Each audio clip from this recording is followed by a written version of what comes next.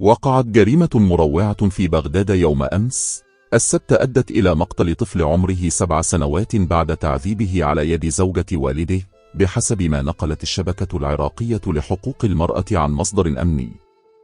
وقالت الشبكة إن الطفل موسى ولاء تعرض لتعذيب قاس من قبل زوجة أبيه، شمل استعمال للكهرباء ومن ثم السكين والملح والخنق، إلى أن فارق الحياة في منطقة الخطيب التابعة لمدينة الشعلة في بغداد. وأثارت صور الطفل التي انتشرت على مواقع التواصل الاجتماعي غضب الشارع العراقي، ولا سيما أن جثته حملت آثار التعذيب المدمى الذي تعرض له.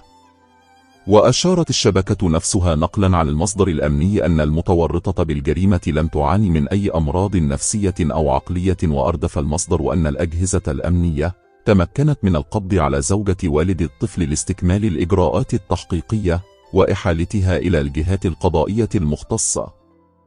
وكانت وسائل إعلام عراقية قد أفادت بأنه تم العثور يوم الخميس على جثة الطفل وهو ملقى على الأرض في المنزل وقد فارق الحياة، فيما بدت بوضوح آثار التعذيب على جسده. وأوضح ضابط شاهد مسرح الجريمة لموقع أترى عراق أن آثار تعذيب شديد بدت على جسد الطفل، مشيرا إلى أن الزوجة اعترفت بعد التعمق بالتحقيق بارتكابها جريمة التعنيف، وهي تخضع الآن للإجراءات القانونية في مراكز شرطة للشعلة تمهيدا لعرضها على القضاء.